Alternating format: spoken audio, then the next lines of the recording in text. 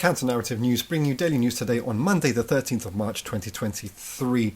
Somewhat of a focus on China in today's episode. First of all, China is on following its brokering of its deal between Iran and Saudi Arabia, is now pushing for Iran to have a summit with the Gulf cooperation countries. The GCC countries are basically the mainstay of Western neo-colonial domination and extractive capitalist looting in the region. They represent the most pro-monarchist, pro-Western neo-colonial forces, the most violently political and religiously sectarian forces, often facilitating the supremacist violent politics and militias and death squads that serve its own strategy and Western foreign policy throughout the world, impacting and devastating Muslim communities. The Kingdom of Saudi Arabia is trying to sell to the USA its ability to normalize with the white settler colonial state known as Israel. What it wants in swapping normalization is for the US to allow it to develop a nuclear program for civilian use. Another country of the GCC, the United Arab Emirates, is in the normalization project with Israel that was pushed by the former far-right president of the United States, Donald Trump, around what's called the Abrahamic Accords.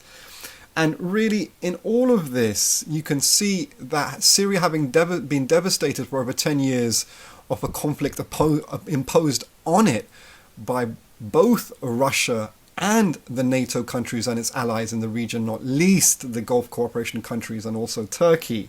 You can see Syria being pressured by a multi-strategical approach to also normalize with Tel Aviv as well.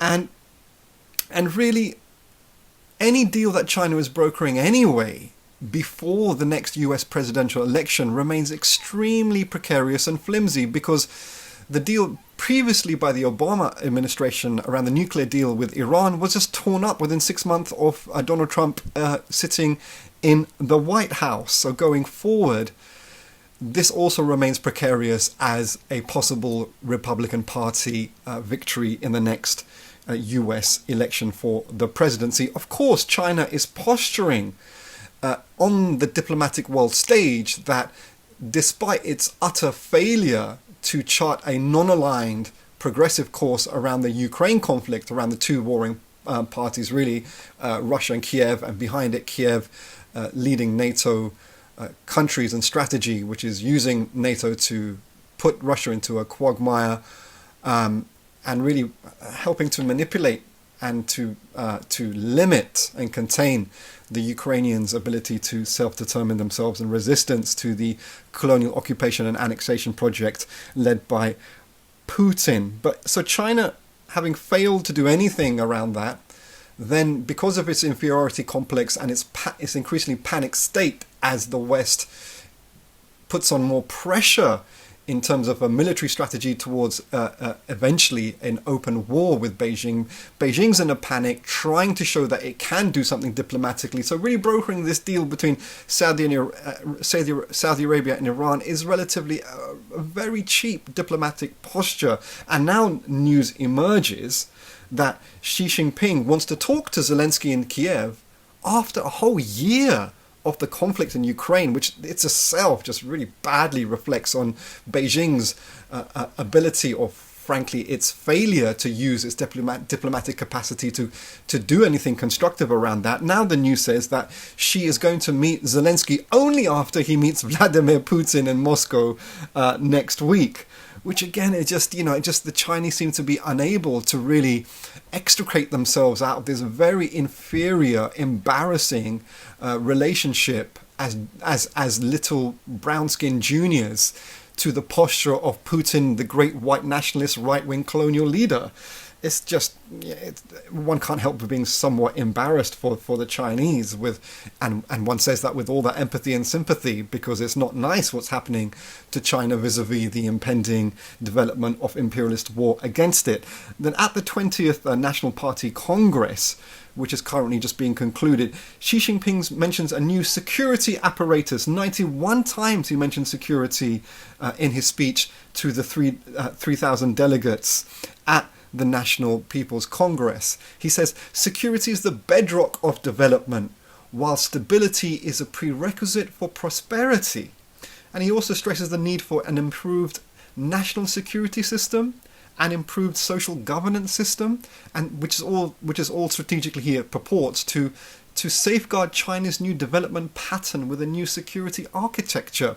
This is really interesting commentary, because if we're going to argue that in the framework of Eurocentric nation states, i.e. the form of the nation state that has been deposited in the world through the genesis of European colonialism, capitalism, if the prerequisite for development is security, is not the prerequisite people's power, people's revolutionary power, and the ability of growing political power to redistribute wealth and power to the grassroots? Isn't that the prerequisite for security? And isn't a people's community within a region, a community of any kind, including a nation state, also predicated on people's power in that regards? So if we're going to argue that instead, no, that security is the bedrock of development, and it's the prerequisite, and that framework of stability is the prerequisite for prosperity, then we have fallen into a very right-wing Eurocentric capitalist framework, which is actually manipulative of the people's concerns. Because if we look at China, actually, you can see that the Chinese leadership is unfortunately deflecting away from its own responsibility around the housing crisis, for example, the crisis of relative poverty still in China. The Chinese people are not like the Russian people. The Russian people are browbeaten, they're defeated, they're demoralized, they're depressed, and they're highly controlled by the ruling state and political class. In China, it's the counter opposite.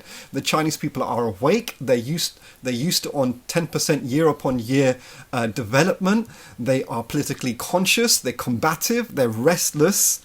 And they will not fall for any type of manipulation by their political class.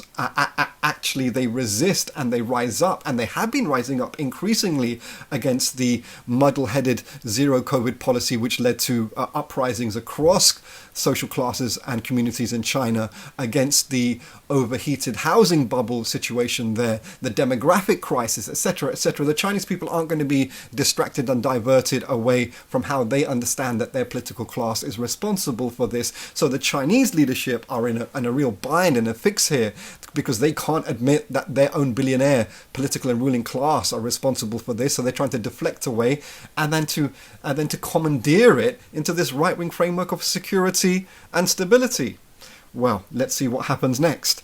And finally, going over to the Mediterranean Sea, more tragic, upsetting news as a fallout from the NATO strategies, particularly in North Africa, around its destruction of the Libyan state in 2011, and bringing those death squads, those proxy death squads, to power as so-called laughable Libyan coast guards.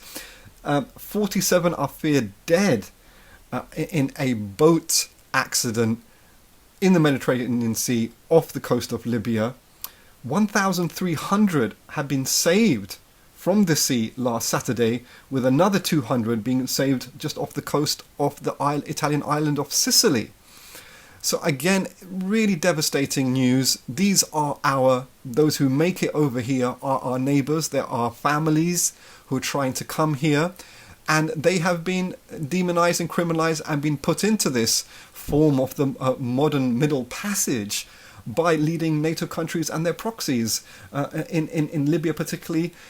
And more generally, just a very sad state of affairs. These migrants deserve the best political leadership, the most fearless, courageous, combative, and effective political leadership. They are some of the most oppressed working classes in our world today, and they will continue to grow in numbers as colonial capitalists induce climate change, exploitation, destabilization, and conflict drive further, has to be said, relatively more privileged sections of the global south working class to traverse to the home of the capitalist looters, to the home of those who have devastated and continue to devastate their homelands. That's Counter Narrative News. Please do continue to support us. We do also signpost you to a very interesting commentary by our old friend and colleague Yoav Litvin, who is critiquing the current Israeli protest against the Netanyahu regime there. And also would like to signpost you to a new video critiquing the Chinese brokered Iranian-Saudi deal